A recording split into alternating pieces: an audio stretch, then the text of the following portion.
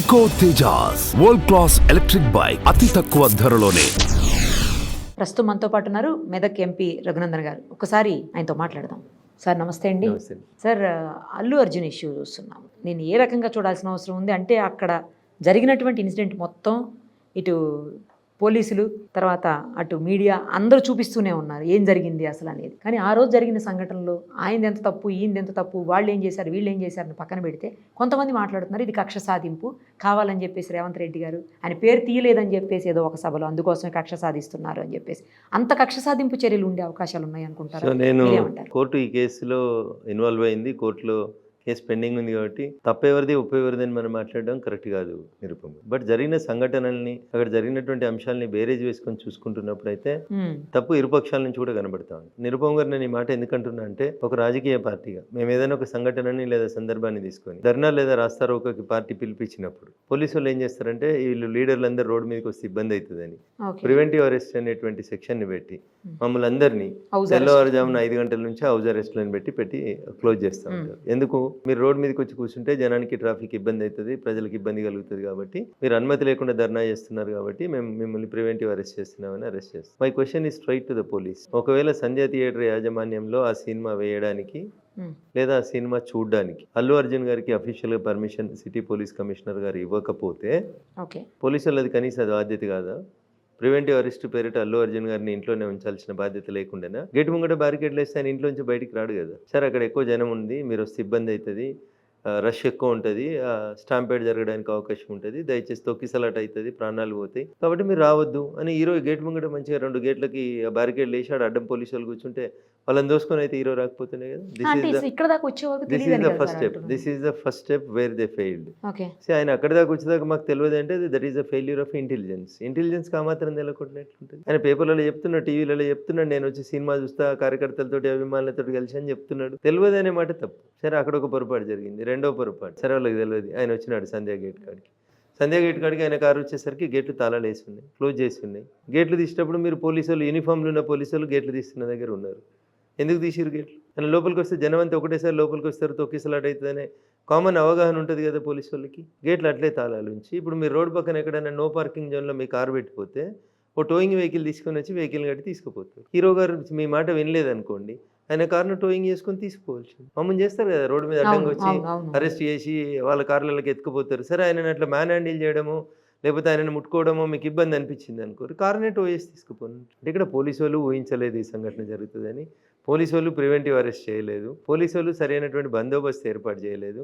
అల్లు అర్జున్ గారు వచ్చిన తర్వాత తొక్కిసలాట్లు ఏమైంది అనేది చూడడానికి వారికి టైం ఉంటుందని నేను అనుకోను. ఆయనకి ఎంతసేపు ఆ పక్కనున్న బాడీ గార్డ్లో లేకపోతే బౌన్సర్లో ఆయన తీసుకుపోయి లోపల కూర్చోబెట్టి ఆయన చుట్టూ వలయంలాగా నిల్చుంటారు. ఆయన తర్వాత బయట ఏం జరుగుతుంది అనేది ఆయన బహుశా కమ్యూనికేట్ అయిందా కాలేదా అనే విషయంలో 2 భిన్న వాదనలు వినిపిస్తున్నాయి. ముఖ్యమంత్రి గారు నిండు అసెంబ్లీలో నాకు డీసీపీ చెప్పినాడు, ఆయనకి ఇన్ఫార్మ్ చేసినాం, ఆయన వెళ్ళిపోమని చెప్పినాం, ఆయన వెళ్ళిపోలేదు, అంతా అయింది, చనిపోయింది, ఇట్లా ఇష్యూ అయిందంటే కూడా ఆయన పోలేదు, నేను మొత్తం సినిమా చూసినాక నేను పోతా అంటున్నారు అని ముఖ్యమంత్రి గారు నిండు సభలో చెప్పినారు. నాకు అసలు తెల్లారి సాయంత్రం వరకు నాకు ఇష్యూ తెలియదని అల్లు అర్జున్ గారు ప్రెస్ మీట్ పెట్టి చెప్తారు. సో ఎవరి అబద్ధం ఎవరి నిజం అనేది పక్కన పెట్టండి. మొత్తానికి ఆర్గనైజ్ చేయాల్సిన రీతి లోపల ఈవెంట్ని ఆర్గనైజ్ చేసుకోవడం లోపల ఇటు అల్లు అర్జున్ మేనేజర్ కానీ బౌన్సర్లు కానీ ఫెయిల్ అయినారు, అటు పోలీసు వ్యవస్థ ఫెయిల్ అయింది. ఇద్దరి వైఫల్యంలో ఇప్పుడు నేను వారిని ఇద్దరిని ఉరిదీయమని చెప్పలేను నేను, కానీ చనిపోయిన రేవతి కుటుంబానికి అయితే అన్యాయం జరిగింది, అంతవరకు అయితే నేను చెప్పగలను. మొన్న ఏదో ఒక చోట చూశాను సార్, నేను వాదిస్తాను అల్లు అర్జున్ కేసు అని మీరు అంటుంది ఏదో వైరల్ అవుతుంది, నిజమేనా? మీరు అలా అన్నారు? నేను అల్లు అర్జున్ గారు కేసు వాదిస్తాను నేను చెప్పలేదు, అల్లు అర్జున్ గారు ఆయన కేసు వాదించమని నన్ను అడగలేదు. చాలా మంది మంచి అడ్వకేట్స్ ఉన్నారు, వాళ్ళు వాదిస్తున్నారు. నేను అన్న మాట ఏంటంటే, మీరు ఎందుకు అల్లు అర్జున్ తరఫున వకాలతో పుచ్చుకొని మాట్లాడుతున్నారు అని అడిగినప్పుడు నేను చెప్పిన సమాధానం, నేను వకాలతో పుచ్చుకోలేదు, నేను చెప్తుంది ఏంటంటే అన్యాయం జరిగినప్పుడు అన్యాయం జరిగిన దిక్కు నిలబడడం నా నైజం, అన్యాయం జరిగిందని నేను భావిస్తున్నా, బలహీనులకి న్యాయం జరగాలని కోరుకుంటున్నా అంటే అల్లు అర్జున్ బలహీనుడు అని అడిగింది. రాష్ట్ర ప్రభుత్వం ఒక వ్యక్తిని టార్గెట్ చేసి దాడి చేస్తున్నప్పుడు అది ఎంత పెద్ద వ్యక్తి అయినా బలహీనంగానే ఉంటాడు, మీకు తెలియదు ఆ విషయము. ప్రభుత్వం అనేది ఒక పెద్ద వ్యవస్థ, ఆ వ్యవస్థను ఎదురీది ఒక వ్యక్తి ఢీ కొడుతున్నప్పుడు ఆ వ్యక్తి చిన్నోడుగానే ఉంటాడు. ఆయనకు అవసరమైతే బలహీనుల పక్షాన నిలబడి ప్రభుత్వానికి వ్యతిరేకంగా కొట్లాడుతా అనేది నేను చెప్పిన మాట. ఇప్పటికి కూడా ఆ మాట కట్టుబడి ఉన్నా. అల్లు అర్జున్ గారు అడిగితే ఆయన తరఫున కూడా వాదిస్తుంది, తప్పేముంది అందులో. నా వృత్తే వకాలత అయినప్పుడు వాదించడంలో తప్పేముంటుంది? అసలు ప్రభుత్వం, రాష్ట్ర ప్రభుత్వం ఒక వ్యక్తిని టార్గెట్ చేయాల్సినంత అవసరం ఏముంటుంది అనుకుంటున్నారు అసలు? అంటే అక్కడ జరిగిన పోరిట్, నేను ఇందాక చెప్పిన ఈ వైఫల్యాలు అన్నీ ఉన్నాయి కదా, ఎందుకు ప్రివెంటివ్ అరెస్ట్ చేయలేదు, ఎందుకు సంధ్యా టాకీస్ గేట్లు తీసినారు, ఇవన్నీ రేపు ఎవరైనా అడుగుతారు కాబట్టి దాన్ని కప్పిపుచ్చుకోవడానికి స్టాంపేజ్ జరిగింది, తొక్కిసలాట జరిగింది, ఒక ప్రాణం పోయింది. తర్వాత దాన్ని వల్ల రాష్ట్ర ప్రభుత్వానికి బదనాం వస్తుందని ఆ బదనాంని కప్పిపుచ్చుకోవడానికి, ఒక గీతను చిన్నగా చేయడానికి ఆ గీత పక్కన ఇంకో గీత గీసే కార్యక్రమంలో జరిగిన తప్పులు ఇవన్నీ. చాలా సందర్భాల్లో ఇట్లాంటి స్టాంపేజ్, తొక్కిసలాటలు జరుగుతుంటాయి. తొక్కిసలాటలు జరిగినప్పుడు నిజంగా ఆ ఈవెంట్లో ఏం చేయాలి ఎట్లా అనేది పోలీసులకి కొంచెం ఒక చిన్న గీత ఉంటుంది. ఆ గీతను దాటితే ఎవరికైనా కష్టం జరుగుతుంది. ఇక్కడ కొంచెం సంయమనం కోల్పోయినట్టు కనబడతా ఉన్నారు పోలీసులు. ఇంకొంచెం బెటర్గా యాక్ట్ చేయడానికి అవకాశం ఉండే పోలీసులు. అంటే మీరు ఎంతసేపు కూడా పోలీసుల వైపు నుంచి తప్పు, ప్రభుత్వం వైపు నుంచి తప్పు అంటున్నారు, కానీ ఇప్పుడు కనిపించలేదు. వ్యవస్థను నడిపించేది ప్రభుత్వం కాదా? రఘునందన్ రావు అనేటువంటి వ్యవస్థను నడపడు కదా. అల్లు అర్జున్ అనే వ్యక్తి వ్యవస్థను నడపడు కదా. అక్కడ ఏం జరుగుతుంది టాకీస్ కాడ అనేది అల్లు అర్జున్కి ఏం తెలుస్తుంది? వాళ్ళు సినిమా ప్రపంచం, అది 4 గోడల మధ్యలో ఒక రంగుల ప్రపంచంలో బతికేటోళ్ళు. వాళ్ళ చుట్టూ 4 బౌన్సర్లు, 2 మేనేజర్లు వాళ్ళు ఉంటారు. వాళ్ళు చెప్పింది వీళ్ళు నమ్ముతుంటారు. వాళ్ళు ఎట్లా సమాజంలో ఏం జరుగుతుంది, అల్లు అర్జున్ అక్కడికి వస్తే ఏం జరుగుతుంది అనేది వీళ్ళు ఎట్లా ప్రిడిక్ట్ చేయగలుగుతారు? ప్రిడిక్ట్ చేయాల్సింది ఎవరు? ప్రభుత్వం కాదా? ప్రభుత్వం అంటే ఏంది? ప్రజల ధన ప్రాణాలను కాపాడాల్సిన బాధ్యత ఎవరి మీద ఉంటుంది? ప్రభుత్వం మీద కదా. నాకు తెలియదు, ఆడికి హీరో వస్తే స్టాంపేజ్ అవుతుంది అని నాకు తెలియదు అంటే ఇట్లా మాట్లాడితే ఎట్లయితుంది? అంటే మామూలు సాధారణ రేపు మేళాలు అవుతాయి, గోదావరి పుష్కరాలు అవుతాయి, ఎన్ని లక్షల మంది వస్తారని చూసి పోలీసు వాళ్ళు బందోబస్తు పెడతారా? లక్షల మంది వస్తారని తెలుసు కదా. పార్కింగ్ ఎడబెట్టాలి, స్నానాలు ఎడబెట్టాలి, స్నానఘట్టాలు ఎట్లా, ఒకవేళ స్నానఘట్టం కాడ ఎవరైనా జారి పడితే స్విమ్మింగ్ చేసేటోళ్ళని పెట్టుకోవాలి. ఇవన్నీ ప్రభుత్వం బాధ్యతనే కదా. ఇది ఎవరు భక్తుల బాధ్యతనా? నేను గోదావరి పుష్కరాలకి బాసర అవుతున్నా అంటే నేను నా ఎంబడి ఒక స్విమ్మింగ్ కిట్ అది అన్ని తీసుకొని పోతానా? పోను కదా. So it is the duty of the government. ప్రజల చేత ప్రజల కొరకు ఎన్నుకోబడినటువంటి ప్రభుత్వం బాధ్యతనే. సినిమాల కాడ తొక్కిసలాట జరిగినా, పుష్కరాల కాడ తొక్కిస జరిగినా, కుంభమేళాల కాడ జరిగినా, ముఖ్యమంత్రి గారి ఫ్లెక్సీలు కడుతూ కింద పడి ఎవరైనా చచ్చిపోయినా ఎవరు బాధ్యత వహించాలి? ఇప్పుడు నేను ఈ బిల్డింగ్ కట్టుకుంటున్నప్పుడు ఒక మేస్త్రి పై నుంచి కింద పడ్డాడు, ఎవరు బాధ్యత వహించాలి? దానికి కూడా ముఖ్యమంత్రి వహించాలంటారా? కాదు, 2 ఉంటాయి ఇందులో. అయితే ఇంటి యజమానిగా నేను వహించాలి, లేదా నేను ఎవరికైనా కాంట్రాక్ట్ ఇచ్చిన అనుకోండి, బిల్డింగ్ కట్టడానికి 10 లక్షలు కాంట్రాక్ట్ ఇచ్చిన అనుకోండి, కాంట్రాక్టర్ బాధ్యత వహించాలి. ఎందుకంటే వచ్చిన వర్కర్లకు ఇన్సూరెన్స్ ఉందా లేదా? ఇంటి యజమాని, నేను కాంట్రాక్ట్ ఇచ్చినా నా డ్యూటీ ఎండ్ అయింది, మీరు వచ్చినప్పుడు మీరు పనులతో పని చేయించుకుంటున్నప్పుడు వాళ్ళకి హెల్మెట్ ఉందా లేదా, వాళ్ళకి ఇన్సూరెన్స్ చేసినమా లేదా చూడాల్సిన బాధ్యత ఎవరిది? కాంట్రాక్టర్ది. సో వికారియస్ లయబిలిటీ అని ఓనర్ని కూడా చేస్తారు. దాంట్లో మా కోర్టు భాషలో వికారియస్ లయబిలిటీ అని ఒక పదం వాడతారు. అంటే సర్వెంట్ చేసిన తప్పులకి యజమాని కూడా బాధ్యత వహించాలి. ఇక్కడ అట్లా అల్లు అర్జున్ని బాధ్యత చేసి రిమాండ్ చేస్తున్నారు. ఇప్పుడు మీరు అన్నట్లు ఇందాక ఆ పాయింట్లోనే వద్దాము. మీరు అన్నట్లు పైకి హెల్మెట్ పెట్టుకోకుండా, కేర్ తీసుకోకుండా పైకి ఎక్కేటప్పుడు అతనికి బాధ్యత లేదా ఏమి? నేను అదే చెప్తాను. దానికి అల్లు అర్జున్ ఇచ్చిన ఎక్స్ప్లెనేషన్ మీరు విని ఉంటారు. ఏమన్నాడు? నా కారు ముందుకు సాగాలంటే జనం కదలాలంటే నేను కనబడితేనే కదులుతారు, అందుకని నేను కారులో పైకి లేచి నిలబడి జరగండి అని దండం పెట్టినాను తప్ప నేను రోడ్ షో చేయలేదు అంటున్నాడు అతను. సో నేను అందుకనే ఏమంటున్నా, నేను జడ్జిని కాదు, నేను పోలీసుని కాదు. టీవీలలో సగం అక్కడక్కడ ఎవరికి నచ్చిన భాగాలు వాళ్ళు చూపించినారు. వాటిని చూసిన తర్వాత నాకు వచ్చిన అభిప్రాయాన్ని నేను మీతో పంచుకుంటున్నాను. ఫ్రీడమ్ ఆఫ్ స్పీచ్ అనే ఒకటి ఉందని భారత రాజ్యాంగం బిఆర్ అంబేద్కర్ గారు చెప్పారు కాబట్టి దాని ప్రకారం నా అభిప్రాయాన్ని పంచుకుంటున్నాను. నేను దానికి ప్రేక్షకుని కాదు, నేను ప్రత్యక్ష సాక్షిని కాదు.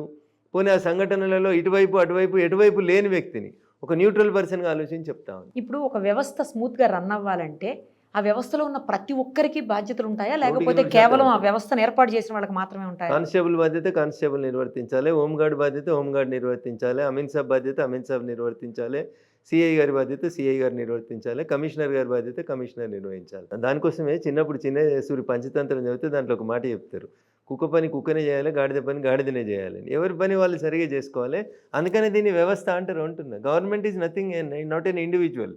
రేవంత్ రెడ్డో, నరేంద్ర మోడో, ఇంకొకరు కాదు దానికి బాధ్యత వహించాల్సి. వ్యవస్థలో 10 విభాగాలు పనిచేస్తుంటాయి. Failure of intelligence, failure of the police, failure of Sandhya theatre management, failure of ambulance, ఇట్లా రకరకాల కారణాలు ఉన్నాయి అక్కడ. దాంట్లో 10 తప్పుల వల్ల రేవతి లేకుండా పోయింది ఈరోజు. సో అందరూ బాధ్యులే. దానికి హీరో బాధ్యత కూడా ఉంటుంది 100%. ఇందాక చెప్పాను వికారియస్ లయబిలిటీ అంటే సర్వెంట్ తప్పు చేస్తే, ఇప్పుడు నేను నా కారు ఇచ్చిన, మా డ్రైవర్ని పోయి అక్కడి నుంచి కూరగాయలు తీసుకురమ్మన్నాను, వాడు పోయి ఎవరినో గుద్ది చంపేసినాడు, కారు ఓనర్గా నేను కూడా బాధ్యత అవుతా అంటున్నా. సో అల్లు అర్జున్ గారు ప్రత్యక్షంగా అక్కడికి వచ్చారు గారు, వాడు కూడా బాధ్యత వహించాలి. అల్లు అర్జున్ వైపు జరిగిన పొరపాటు ఏంటంటే, అమ్మాయి చనిపోయిందని తెలిసిన తర్వాత వాట్ ఐ ఫీల్ పర్సనల్లీ, తెల్లారో మరుసటి రోజు వాళ్ళ మేనేజర్ను వాళ్ళ కుటుంబ సభ్యుల్ని పరామర్శించి వాళ్ళకి కొంచెం ఆర్థిక సాయం చేసి మీ కుటుంబానికి మేము అండగా ఉంటాం అనే ఒక మాట హీరో వైపు నుంచి రాకపోవడం అనేది నాకు కొంచెం బాధ అనిపించింది.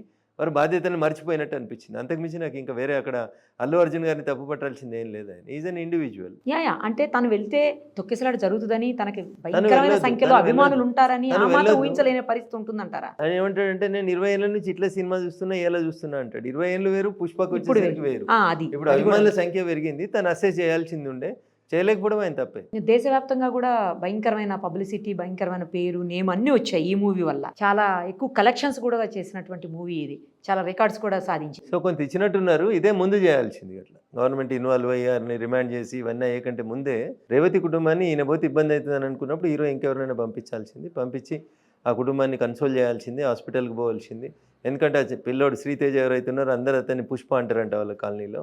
ఆ పిల్లోడికి అంత ఇష్టం, ఆ పిల్లోడి కోసం వచ్చింది తల్లి ఆ సినిమా. అందుకని అవన్నీ వార్తలు వచ్చినప్పుడు కనీసం వాళ్ళ మేనేజర్నో వాళ్ళ నాన్నగారినో ఎవరినో పంపించి కొంత ఆ కుటుంబానికి నెక్స్ట్ డే నుంచి అల్లు అర్జున్ గారు అండగా నిలబడాల్సి ఉండే. అదొకటి నా అభిప్రాయం, అదొకటి ఆయన తరఫున జరిగిన పొరపాటుగానే భావిస్తాను. సార్ అందరూ అంటున్నారు ఆ ఫ్యామిలీ కూడా అలా జరుగుతుందని, ఫస్ట్ ప్రీమియర్ షోకో బెనిఫిట్ షోలకో అంత కాస్ట్ పెట్టుకుని వెళ్ళాల్సినంత అవసరం ఏముంది, వాళ్ళ ఫ్యామిలీది కూడా తప్పు ఉందని కొంతమంది మాట్లాడుతున్నారు. నిరుపమ్ గారు నేను ఏమంటున్నాను, సినిమా అనేది ఒక ఆనందం, ఒక వినోదాన్ని పంచేటువంటి సబ్జెక్టు. దాంట్లో ఆయన స్మగ్లరా, ఈయన హీరోనా, కొడుగుడు మీద ఈకలు చాలా మంది బిక్తా ఉన్నారు. దయచేసి అందరికీ, అటు మీడియాకి, ఇటు రాజకీయ నాయకులకి, అటు పోలీసులకి, అటు అల్లు అర్జున్ అభిమానులకు నేను చెప్పేది సంయమనం పాటించండి. నేను క్లీన్గా చెప్తున్నా, కుక్క పనిని కుక్కనే చేసుకొని, గాడిద పనిని గాడిదనే చేసుకొని.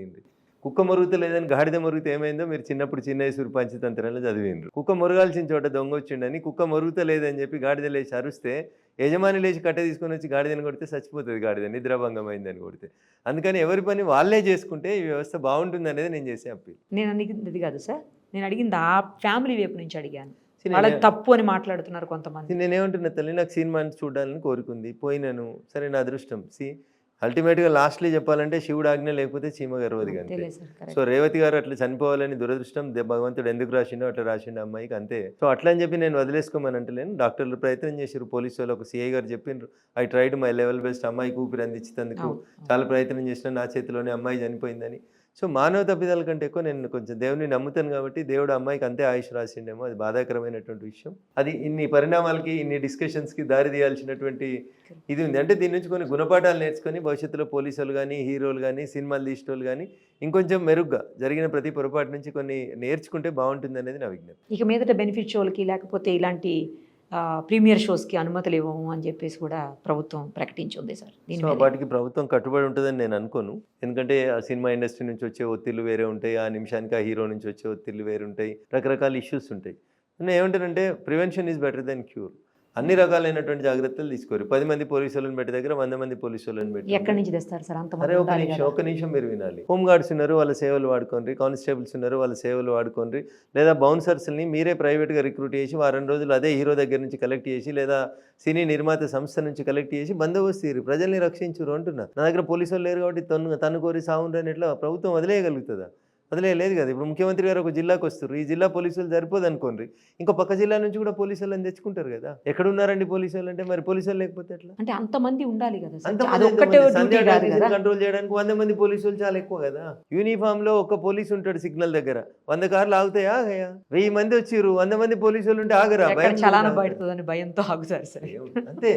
యూనిఫామ్లో పోలీసు వాళ్ళు కనబడితే ప్రజలకి ఇష్టం ఉన్నా కష్టం ఉన్నా అబ్బా పోలీసు వాడు ఉన్నాడు భయ అని భయపడతారు. అట్లా ఆ భయం లేదనుకోరి, పోలీసు వాళ్ళు ఎవరు కనిపోలేదనుకోరి, మీ జేబు పక్కడు కొట్టేస్తాడు, పక్కన జేబు ఇంకోటి కొట్టేస్తాడు, ఏది పడితే అది చేస్తుంటారు, అరాచకాలు జరుగుతాయి అక్కడ. అందుకని పోలీసింగ్ అనేటువంటి వ్యవస్థ కొంచెం కనబడ్డా, విజిబుల్ పోలీసింగ్ కనబడితే జనం కొంచెం భయంగా ఉంటారు. అట్లా పోలీసులు లేకపోతే దొమ్మి జరుగుతుంది కదా 5 నిమిషాల్లో. 100 మంది గుమ్ముకిన కాడ ఎవడు ఎందుకు కొట్టుకుంటుండో కూడా తెలియని పరిస్థితి ఉంటుంది. సో అక్కడ కానిస్టేబుల్ ఉన్నాడు అనుకో, అమ్మ కానిస్టేబుల్ ఉన్నాడు రా బాబు అని భయంలో ఉంటారు జనం. నిజంగా భయపడుతున్నారా సార్ పోలీసులను చూసి? వాళ్ళని కొట్టే పరిస్థితులు ఉన్నాయి చాలా చోట్ల. మీరు భయపెట్టకపోవచ్చు, నేను భయపెట్టకపోవచ్చు, ఇంకెవరైనా చదువుకున్న వాళ్ళు, చట్టం తెలిసిన వాళ్ళు భయపెట్టకపోవచ్చు. కామన్ మ్యాన్ ఇంకా భయపడతాడు. పోలీస్ అంటే ఉండే భయం నిజంగా కూడా ఉంది. సినిమా పోలీసింగ్ కాదు కానీ నిజంగా పోలీసు వాళ్ళు అంటే భయం. వాళ్ళని కూడా తిరిగి కొట్టే పరిస్థితులు ఉన్నాయి సార్. ఆపేరని కూడా కొట్టిన సందర్భాలు చూసాం. కొన్ని సందర్భాలు నేను మళ్ళీ చెప్తా ఉన్నా, 2 చేతులు కలిస్తేనే చప్పట్లు వస్తాయి. కొన్నిసార్లు ఇటువైపు నుంచి తప్పు జరుగుతుంది, కొన్నిసార్లు ఇటువైపు నుంచి తప్పు జరుగుతుంది. సమయం పాటించు. ఈ మొత్తం దీనంతటికి ఎప్పటికీ ఒక బ్రేక్ మొత్తానికి ఈ ఎపిసోడ్ లో మొత్తం రఘునందన్ సాధు జంతువులాగా మాట్లాడుతుందని అనుకుంటారు అందరూ. వాస్తవాలు ఇవి. గత 5 రోజుల నుంచి జరుగుతున్న డిస్కషన్స్ అన్నీ చూసిన తర్వాత కొంచెం ఎన్లైటన్ చేయకుండా ఏది పడితే తిట్టుకొని ముఖ్యమంత్రిని తిట్టి, పోలీసు వాళ్ళని తిట్టి, అల్లు అర్జున్ తిట్టడం వల్ల నాకేం రాదు, నాకేం కిరీటం రాదు. అట్లీస్ట్ మనం ఎట్లా సంయమనం పాటించాలనేది. పిల్లలకి సినిమా చూడాలని కోరిక ఉంటుంది, పిల్లలకి పెద్దలకు కూడా అల్లు అర్జున్ సినిమా చూడాలని ఆ ప్రచారాన్ని చూసిన తర్వాత ఎవరికైనా ఆ సినిమా చూడాలనే కోరిక కలగడంలో తప్పేం లేదు. అది వాళ్ళ ప్రచార కర్తల వ్యూహం అది అంతే. సో మనం జాగ్రత్తలు ఎట్లా ఉండాలనేది కామన్ మ్యాన్గా మనం ఆలోచించుకోవాలి. ఇండస్ట్రీ వెళ్ళిపోతుందని కొంతమంది, ఇక్కడ ఉండొద్దని కొంతమంది ఇట్లా కూడా మాట్లాడుతున్నారు. అది ఎంతవరకు దీనికి దానికి ఏమన్నా ఈ భాగ్యనగరం అన్ని రకాలైనటువంటి రంగాలకి పుట్టినీళ్ళు. ఈ భాగ్యనగరాన్ని వదిలిపెట్టి ఆంధ్రోళ్ళు పోరు, రియల్ ఎస్టేట్ వాళ్ళు పోరు, సినిమా వాళ్ళు పోరు, అసలు ఐటీ రంగం పోదు. కాబట్టి ఎవరో బెదిరిస్తే, ఎవరో ఉడత ఊపులు ఊపితే వీడికెళ్ళి సినిమా ఇండస్ట్రీ పోదు, రియల్ ఎస్టేట్ పోదు, ఎవరు పోరు, ఎవరు ఎవరికి భయపడ్డారు. ఈ దేశంలో డాక్టర్ బిఆర్ అంబేద్కర్ గారు రాసినటువంటి రాజ్యాంగం ఈ దేశ ప్రజలందరికీ irrespective of caste, creed, race, religion ఈ దేశంలో ఎక్కడైనా మీరు స్వతంత్రంగా స్వేచ్ఛగా బతకడానికి అవకాశం కల్పించింది. కాబట్టి ఎవరన్నా బెదిరిస్తే ఆ నిమిషానికి దాన్ని అంత ఆవేశపూరితంగా మాట్లాడిన మాటలుగా తీసుకోవాలి తప్ప మీ ఇల్లు కాల్ చేపిస్తాం. తెలంగాణ ఉద్యమం అప్పుడు కూడా ఇట్లే ప్రచారం చేసిరు, ఆంధ్రోళ్ళందరూ నిలగొడతారట. తెలంగాణ వచ్చిన తర్వాత ఎవరైనా వెళ్ళిపోయినారు ఆంధ్ర? ఏం లేదు. నాలాంటి వాళ్ళం ఏం చెప్పినాం, ప్రాంతాలుగా విడిపోదాం, ప్రజలుగా కలిసిందామని చెప్పిన. ఆంధ్ర ప్రాంతం ఒక టెరిటోరియల్ జ్యూరిడిక్షన్, భౌగోళికంగా విడిపోతున్నాం. తెలంగాణలో ఉంటే తెలంగాణలో ఉంటున్నారు, ఆంధ్రాలో ఉంటే ఆంధ్రాలో ఉంటున్నారు. దానికి ఏంటంటే ఆంధ్రప్రదేశ్లో ఉన్న కొంతమందికి అత్యుత్సాహం, హైదరాబాద్కి వెళ్ళి వెళ్ళిపోమన్నారు కదా, మా అమరావతికి వచ్చేయరని ఎవరైనా పిలుస్తారు. అట్లా వాళ్ళ ప్రాంతం అభివృద్ధి చెందాలని ఆశ కొద్దీ వాళ్ళు పిలిస్తే తప్పేం లేదు. కానీ భాగ్యనగరం భారతదేశంలో ఉన్నటువంటి అన్ని మెట్రో నగరాల కంటే ఎక్కువ ప్రజలు ఉండడానికి ఇష్టపడడానికి ఒక మంచి నగరం ఏదైనా ఉంది ఈ దేశంలో అంటే భాగ్యనగరం. అది మన ఢిల్లీని చూసిరు కదా, పొల్యూషన్ ఎంత ఉందో. అందరు చాలా మంది ఏమన్నారు, హైదరాబాద్ ఉంటే బాగుంటుండే, హైదరాబాద్ రాజధాని ఉంటే బాగుంటుండే అనే చర్చ కూడా జరిగింది. అంతా పీస్ఫుల్ నగరం, నా నగరం, దీని పేరే భాగ్యనగరం. అందుకని ఈ భాగ్యనగరం అందరినీ అకామిడేట్ చేస్తుంది, ఎవరు భయపెట్టాల్సిన అవసరం లేదు. భాగ్యనగరంలో అందరికీ ఎవరికి ఉండాల్సిన స్థానం వాళ్ళకు ఉంటుంది. కానీ బాధ్యతాయుత ఉన్న పదవుల్లో ఉన్న వ్యక్తులు కూడా ప్రెస్ మీట్లు పెట్టి మరి సో అప్పుడప్పుడు ఇర్రెస్పాన్సిబుల్గా కొంతమంది మాట్లాడుతుంటారు, తొందరపడి మాట్లాడతారు, ఆవేశంగా మాట్లాడతారు. వాటిని అన్నింటినీ కూడా సరైన రీతిలోనే అర్థం చేసుకోవాలని నేను చెప్పేది. అంటే 10 ఏళ్ల తర్వాత కూడా మళ్ళీ ఇంకా ప్రాంతీయవాదాన్ని తీసుకురావాల్సిన అవసరం ఉందంటారా? సంబంధం లేని విషయం లేదు. తెలంగాణ వచ్చింది, అయిపోయింది, ఈ ప్రాంతం అభివృద్ధి చెందుతుంది. ఈ ప్రాంత ప్రజలు విఘ్నులు, ఎవరికి ఓటేయాలో ఎవరిని ఎట్లుంచాలో తెలుసు వాళ్ళకి. ఈ ప్రాంత ప్రజలు తమని తామే పాలించుకుంటున్నారు, బాగా పాలించుకుంటున్నారు. పక్క రాష్ట్రాలకు అందరికీ కనుగుట్టేంత రీతిలో గొప్పగా ఈ రాష్ట్రం అభివృద్ధి చెందుతుంది.